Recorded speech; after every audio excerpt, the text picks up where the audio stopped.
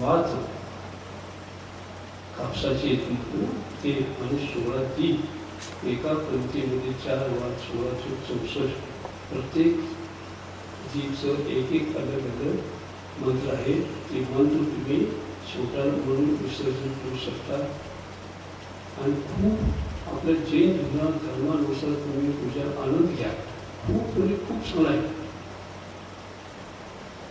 आणि दुसरं ते फोटो जे आहे ते फोटो तुम्ही त्याचं फ्रेम करा आणि पूजेच्या वेळेला त्याला जे गुरु शास्त्राचं प्रतीक म्हणून तुम्ही त्याचं ठेवा. त्याचंही पूजन करा. ते ठेवून पूजन करा. आणि पूजन करत असताना सकाळच्या वेळेला एक 2 प्रकारचं सैजन करा. दीपावली 2 प्रकारचं सैजन. एक मंदिरची दीपावली, भगवान महावीरांचं निर्माण सकाळी झालं, हे मंदिरची दीपावली. आणि घरचं जी दीपावली आहे ते गोड काळाला गौतम गंधर्वांना केवळ ज्ञान प्राप्त झालं म्हणून तुम्ही तुमच्या घरामध्ये दीप लावून दीपोत्सव साजरा करा. आणि ते गोड धुलीकाला म्हणजे काय? ज्यावेळी गाई चरून घराकडे येत असतात त्यावेळेला दूध त्याच्या पायाला फुटलेलं होतं गोड धुलीकाला. त्यावेळी हे पूजा करायचं आहे. आणि त्यालाच महत्व आहे. मुख्य आहे सकाळची पूजा भगवान महावीरांची निर्माणाची आणि गोड धुलीकाला पूजा करायची गौतम गंधर्वांची केवळ ज्ञानाची. दीप लावून दीपोत्सव साजरा करायचा. दुसऱ्या दिवशी पण पूजा करतात पाडव्याला. परंतु जैन शास्त्रानुसार दुकानाची पूजा देखील त्या दिवशी संध्याकाळी केवळ ज्ञान झालं म्हणून तुम्हाला त्या वहीमध्ये जे काही लिहिलेलं आहे त्या पुस्तकामध्ये तुम्ही त्या पद्धतीने पूजा करू शकता. आणि एक विशेष सांगतो, फटाके कोणी उडवायचं नाही. बंद केलं सहज आहे. दुसरं तुम्ही तुमच्या घरामध्ये जे मेणबत्तीचं जे मेणबत्ती आमच्या मेणबत्ती ना ते जे आणून तुम्ही लावता त्याच्यामध्ये खूप तुम्हाला माहिती समजून सांगतो. 16 दीप स्वस्तिक काढा आणि स्वस्तिकमध्ये जे चित्र दिलेलं आहे त्या चित्रासारखं स्वस्तिक करून ते 16 दीप ठेवा. आणि पूजा झाल्यानंतर तुम्ही तुमच्या घराच्या चौकटीला 2 दीप ठेवा. आणि एक त्याने तुम्हाला काही नेहमी दिवसात त्या दिवशी काही झाकून ठेवा.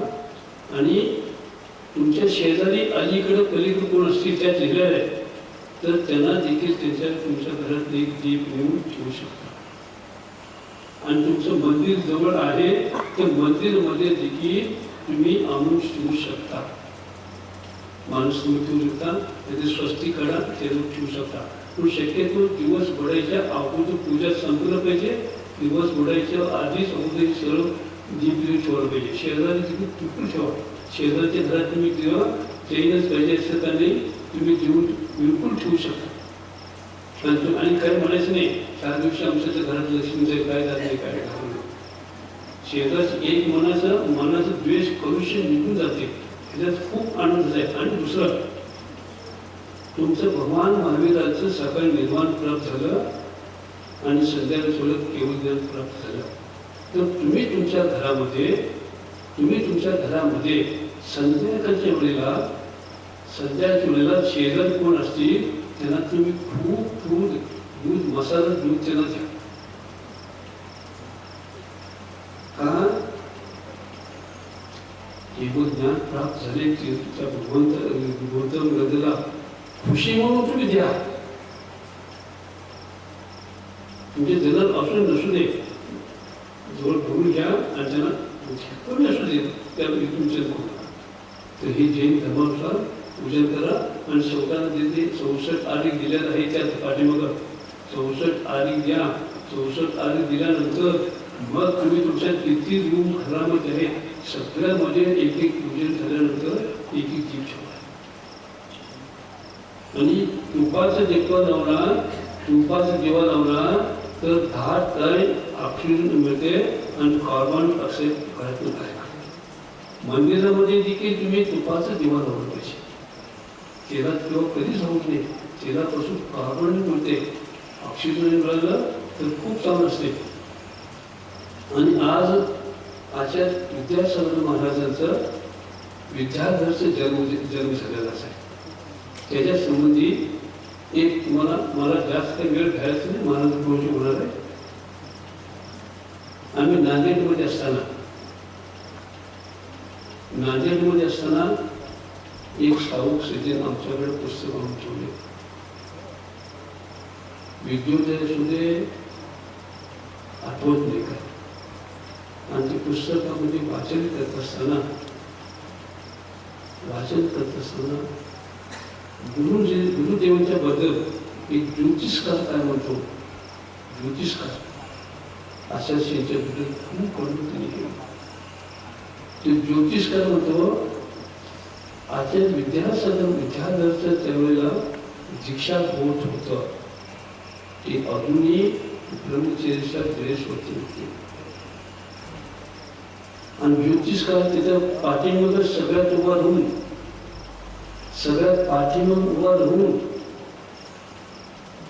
त्या विद्यार्थ्याला ज्ञानसागर महाराजांना न्याहाळून पाहत होता. त्यात वर्णन खूप सुंदर आहे. मला आठवलं की लोकांना ते सांगतो. असं न्याहाळून पाहत होता. ज्योतिषकार म्हणतो नक्षत्र जे आहे खूप उत्कृष्ट आहे. त्यावेळेचा मुहूर्त एक असं मुहूर्त आहे, त्या मुहूर्त वर्णन करू शकत नाही. त्या मुहूर्तावरती त्या विद्यार्थ्याचं त्या ठिकाणी मिरवणूक निघाल्याने मंडपात आल्या.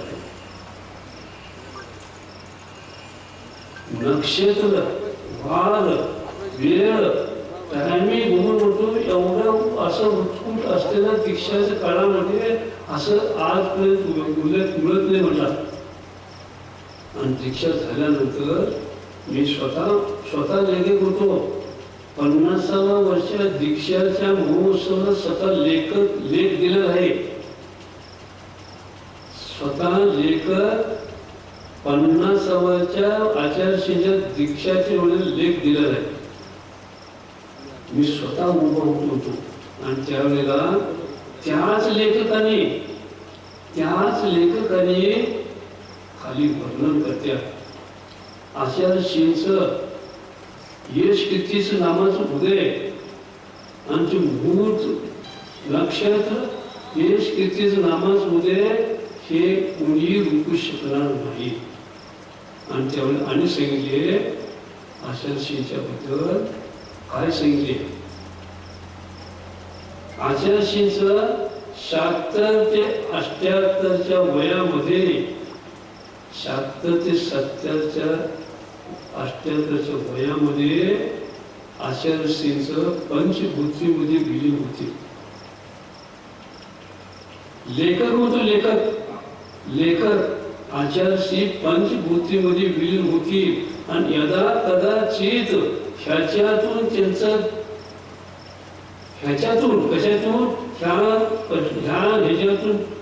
जर दूर झालं तर 84 वर्षापर्यंत त्यांचं कोणी हिंमत चालणार नाही. म्हणजे एवढं त्यांचं यश जवळमध्ये होऊ शकेल. त्या ज्योतिषकारांनी मी स्वतः उभा होतो. आणि 55 वर्षाच्या 76-77 पंचभूतीमध्ये विलीन होती हे मी वाचलो. आणि त्या नांदेडमध्ये वाचलो. आणि मी म्हणतो ह्या लेखकाला काय सांगतो सर असे विद्यासागरांचं काय त्याला सांगू त्याला सर. अजून 50व्या वर्षाला आणि पुढे 6 वर्षानंतर होतोय.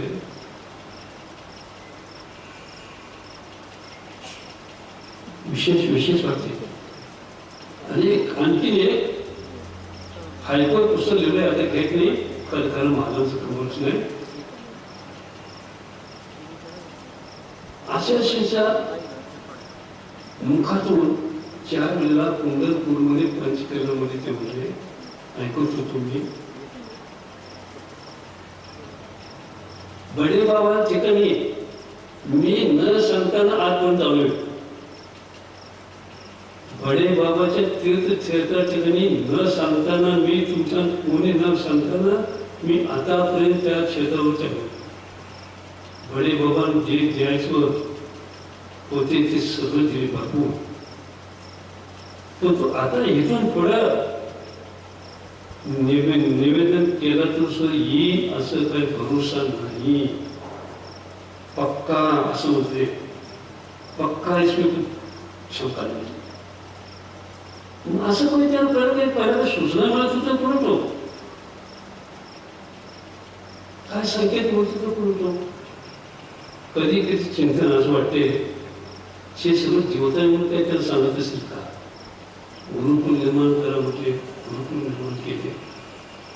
आणि शिरपूर बद्दल खूप विचारांचं होतं. ते शिरपूरला देखील एक राज येऊन त्या ठिकाणी त्यांचं चरण स्पर्श झालं. आणि भगवंताचं किती 42 की किती वर्षाचं ते दरवाजा बंद होतं. सगळ्यांसाठी दरवाजा खुला झाला. त्याच्यात पर्सेंट काय होत नाही. तीर्थ सगळं होतं. आणि आज त्या ठिकाणी 22 एकरमध्ये 4 सहज फूट आणि एक सरोशनाची रचना चित्र जे तुम्हाला पुस्तकात आहे द्वितीय असं मी तर होतो त्या खोलीमध्ये. मला ज्या ज्यावेळेला आठवण ते येईल त्यावेळी मी त्या क्षेत्रावर जाऊन फिरून बघून मला वाटतं. आज त्या ठिकाणी धर्मशाळा झालेला आहे, खूप सगळं झालेलं आहे, काम सोडा आहे. कधी गेला तर तुम्ही अवश्य त्या ठिकाणी त्या समोशांचं रचना होत असेल बघा आणि आपल्या जीवनामध्ये खूप म्हणून घ्या. दक्षिणमध्ये हे एक क्षेत्र असं होईल, हे क्षेत्र असं होईल. सम्य शिखरचे जे तुम्ही सावध जितकं जात्या त्या क्षेत्राला जितकं सावध जात्या ते सगळे ह्या क्षेत्राला दर्शवले होते. आणि त्या क्षेत्रात तुम्ही जरूर दर्शन घ्या.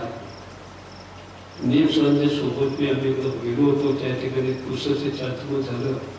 परंतु आम्ही खिडकीतून दर्शन आलो होतो घेऊन. पण तुम्ही 4 महिन्यामध्ये खूप आनंद घेतलो त्यात भगवान दर्शन घेऊन. आणि मला एक सावं त्या भगवंताचं तुपाचा अभिषेक केला आणि मला आशीर्वाद म्हणून महाराजी ते तुपाचं एवढं शांती धरत जसं तुम्ही दिलं ना तसं बाटलीत मला दिल्यात. आता हे वेळ लावून झालोय शिरपूरचं बरं द्यायचं ती बाटली दिसलं चला बरं दिसला असे विद्यासागर महाराज की पार्श्वनाथ भगवान की